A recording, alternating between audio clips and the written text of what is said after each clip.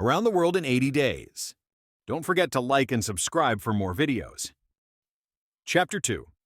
In which Passepartout is convinced that he has at last found his ideal faith, muttered Passepartout, somewhat flurried. I've seen people at Madame Tussaud's as lively as my new master. Madame Tussaud's people, let it be said, are of wax and are much visited in London. Speech is all that is wanting to make them human. During his brief interview with Mr. Fogg, Passepartout had been carefully observing him. He appeared to be a man about 40 years of age, with fine, handsome features and a tall, well-shaped figure. His hair and whiskers were light, his forehead compact and unwrinkled, his face rather pale, his teeth magnificent. His countenance possessed in the highest degree what physiognomists call repose in action, a quality of those who act rather than talk. Calm and flag-free ebooks at planetebook.com. While dramatic, with a clear eye, Mr. Fogg seemed a perfect type of that English composure which Angelica Kauffmann has so skillfully represented on canvas. Seen in the various phases of his daily life, he gave the idea of being perfectly well-balanced, as exactly regulated as a Leroy chronometer. Phileas Fogg was, indeed, exactitude personified, and this was betrayed even in the expression of his very hands and feet. For in men, as well as in animals, the limbs themselves are expressive of the passions. He was so exact that he was never in a hurry, was always ready, and was economical alike of his steps and his motions. He never took one step too many, and always went to his destination by the shortest cut. He made no superfluous gestures, and was never seen to be moved or agitated. He was the most deliberate person in the world, yet always reached his destination at the exact moment. He lived alone, and, so to speak, outside of every social relation. And as he knew that in this world account must be taken of friction, and that friction retards, he never rubbed against anybody. As for Passepartout, he was a true Parisian of Paris. Since he had abandoned his own country for England, taking service as a valet, he had in vain searched for a master after his own heart. Passepartout was by no means one of those pert dunces depicted by Molière with a bold gaze and a nose held high in the air. He was an honest fellow, with a pleasant face, lips a trifle protruding, soft-mannered and serviceable, with a good round head, such as one likes to see on the shoulders of a friend. His eyes were blue, his complexion rubicund 10. Around the World in 80 Days, his figure almost portly and well-built, his body muscular, and his physical powers fully developed by the exercises of his younger days. His brown hair was somewhat tumbled, for while the ancient sculptors are said to have known 18 methods of arranging Minerva's tresses, Passepartout was familiar with but one of dressing his own. 3 strokes of a large tooth comb completed his toilet. It would be rash to predict how Passepartout's lively nature would agree with Mr. Fogg. It was impossible to tell whether the new servant would turn out as absolutely methodical as his master required. Experience alone could solve the question. Passepartout had been a sort of vagrant in his early years, and now yearned for repose, but so far he had failed to find it, though he had already served in 10 English houses. But he could not take root in any of these. With chagrin, he found his masters invariably whimsical and irregular, constantly running about the country or on the lookout for adventure. His last master, young Lord Longferry, Member of Parliament, after passing his nights in the Haymarket taverns, was too often brought home in the morning on policemen's shoulders. Passepartout, desirous of respecting the gentleman whom he served, ventured a mild remonstrance on such conduct, which, being ill-received, he took his leave. Hearing that Mr. Phileas Fogg was looking for a servant, and that his life was one of unbroken regularity, that he neither traveled nor stayed from home overnight, he felt sure that this would be the place he was after. He presented himself, and was accepted, as has been seen. Free ebooks at planetebook.com.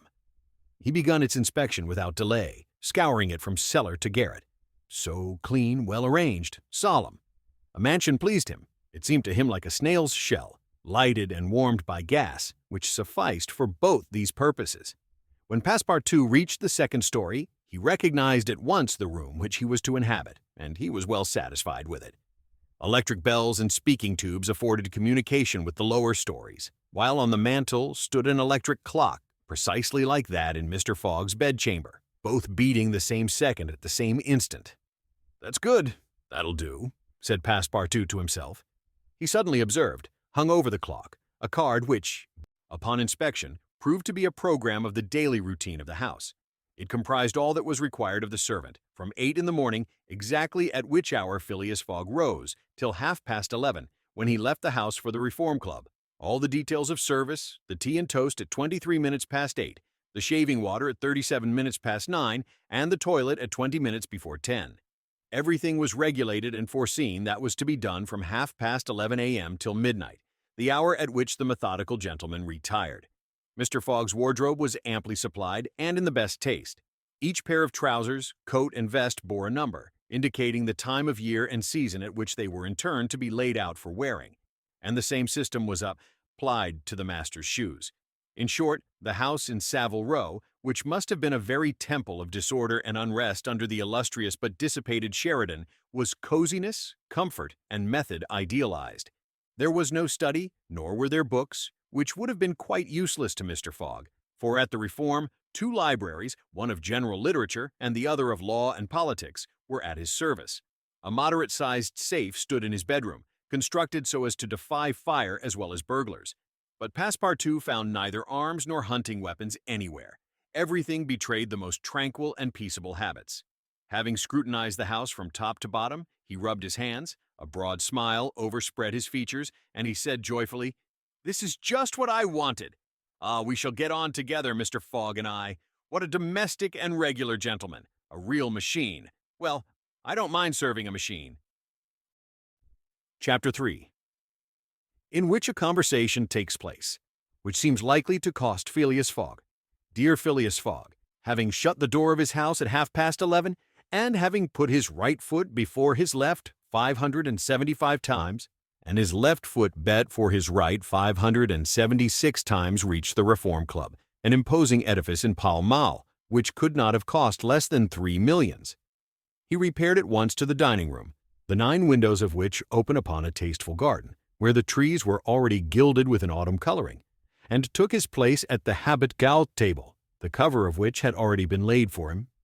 His breakfast consisted of a side dish, a broiled fish with Reading sauce, a scarlet slice of roast beef garnished with 14 around-the-world and 80-day mushrooms, a rhubarb and gooseberry tart, and a morsel of Cheshire cheese, the whole being washed down with several cups of tea, for which the Reform is famous.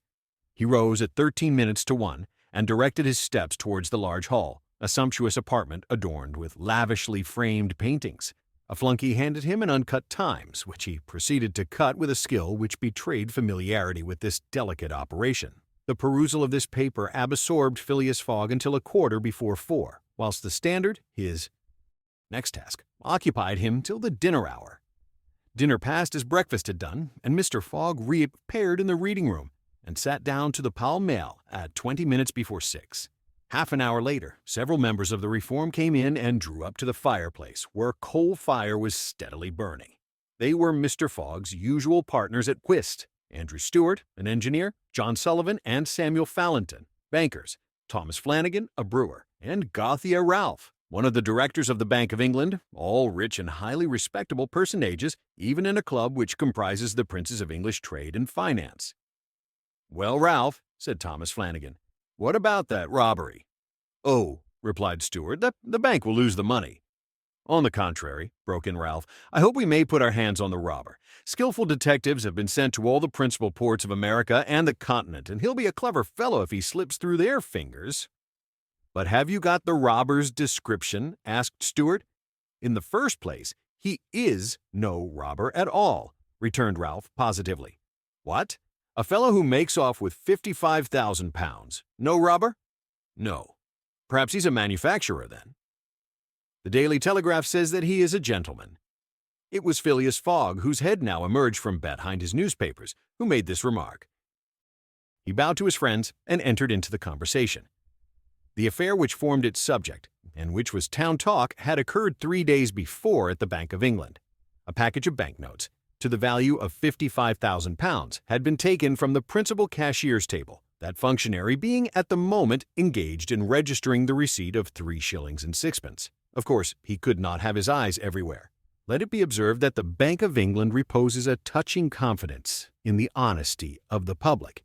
There are neither guards nor gratings to protect its treasures. Gold, silver, banknotes are freely exposed, at the mercy of the first comer. A keen observer of English customs relates that, being in one of the rooms of the bank one day, he had the curiosity to examine a gold ingot weighing some 7 or 8 pounds. He took it up, scrutinized it, passed it to his neighbor, he to the next man, and so on until the ingot, going from hand to hand, was transferred to the end of a dark entry, nor did it return to its place for half an hour. Meanwhile, the cashier had not so much as raised his head. But in the present instance, things had not 16 around the world in 80 days gone so smoothly. The package of notes not being found when 5 o'clock sounded from the ponderous clock in the drawing office, the amount was passed to the account of profit and loss. As soon as the robbery was discovered, picked detectives hastened off to Liverpool, Glasgow, Havre, Suez, Brindisi, New York, and other ports, inspired by the proffered reward of £2,000 and 5% on the sum that might be recovered. Detectives were also charged with narrowly watching those who arrived at or left London by rail, and a judicial examination was at once entered upon. There were real grounds for supposing, as the Daily Telegraph said, that the thief did not belong to a professional band. On the day of the robbery, a well-dressed gentleman of polished manners and with a well-to-do air had been observed going to and fro in the paying room where the crime was committed. A description of him was easily procured and sent to the detectives, and some hopeful spirits, of whom Ralph was one, did not despair of his apprehension. The papers and clubs were full of the affair, and everywhere people were discussing the probabilities of a successful pursuit. And the Reform Club was especially agitated, several of its members being bank officials. Ralph would not concede that the work of the detectives was likely to be in vain, for he thought that the prize offered would greatly stimulate their zeal and activity. But Stewart was far from sharing this confidence, and as they placed themselves at the whist table, they continued to argue the matter. Stewart and Flanagan played together, while Phileas Fogg had Valentine for his partner. As the game proceeded, the conversation ceased, excepting between the rubbers, when it revived again. "I maintain," said Stewart, "that the chances are in favor of the thief, who must be a shrewd fellow." Well, but where can he fly to?" asked Ralph. "No country is safe for him." "Pshaw! Where could he go, then?" "Oh, I don't know that. The world is big enough." "It was once," said Phileas Fogg in a low tone. "Cut, sir," he added, handing the cards to Thomas Flanagan. The discussion fell during the rubber, after which Stewart took up its thread. "What do you mean by 'once'? Has the world grown smaller?" "Certainly," returned Ralph. "I agree with Mr. Fogg. The world has grown smaller, since a man can now go round it 10 times more quickly than 100 years ago, and that is why the search for this thief will be more likely to succeed, and also why the thief can get away more easily." "Be so good as to play, Mr. Stewart," said Phileas Fogg. But the incredulous Stewart was not convinced, and when the hand was finished, said eagerly, "You have a strange way, Ralph, of proving that the world has grown smaller. So, 'cause you can go round it in 3 months?" "In 80 days," interrupted Phileas Fogg. "That is true, gentlemen," added John Sullivan. "Only 18 around the world in 80 days, now that the section between Rothal and Allahabad on the Great Indian Peninsula Railway has been opened. Here is the estimate made by the Daily Telegraph. From London to Suez via Mont-Cenis and Brindisi by rail and steamboats. 7 days from Suez to Bombay by steamer. Ladamasri 13. There from Bombay to Calcutta by rail. Papatas mayu na. Large made from Calcutta to Hong Kong by steamer Miaobright. 13. From Hong Kong to Yokohama, Japan, by steamer. 6. From Yokohama to San Francisco, by steamer. 22. From San Francisco to New York, by rail. 7. From New York to London, by steamer and rail. 9. Total. Divide 80 days. "Yes, in 80 days, exclaimed Stewart, who in his excitement made a false deal. "But that doesn't take into account bad weather, contrary winds, shipwrecks, railway accidents, and so on." "All included," returned Phileas Fogg, continuing to play despite the discussion. "But suppose the Hindus or Indians pull up the rails," replied Stewart. "Suppose they stop the trains, pillage the luggage vans, and scalp the passengers." "All included," calmly retorted Fogg, adding as he threw down the cards, "2 trumps." Stewart, whose turn it was to deal, gathered them up and went, You are right, theoretically, Mr. Fogg, but practically also, Mr. Stewart. I'd like to see you do it in 80 days. It depends on you. Shall we go? Heaven preserve me, but I would wager £4,000 that such a journey made under these conditions is impossible. Quite possible, on the contrary, returned Mr. Fogg. Well, make it then. The journey round the world in 80 days? Yes. I should like nothing better. When? At once. Only I warn you that I shall do it at your exnerpence. It's absurd, cried Stewart, who was beginning to be annoyed at the persistency of his friend. Come, let's go on with the game. Deal over again, then, said Phileas Fogg. There's a false deal. Stewart took up the pack with a feverish hand, then suddenly put them down again. Well, Mr. Fogg, said he, it shall be so. I will wager the 4,000 on it. Calm yourself, my dear Stewart, said Valentine. It's only a joke. When I say I'll wager, returned Stewart, I mean it. All right, said Mr. Fogg, and turning to the others, he continued, I have a deposit of 20,000 at Barings, which I will willingly risk upon it. £20,000, cried Sullivan. £20,000, which you would lose by a single accidental delay. The unforeseen does not exist, quietly replied Phileas Fogg. But, Mr. Fogg, 80 days are only the estimate of the least possible time in which the journey can be made. A well-used minimum suffices for everything.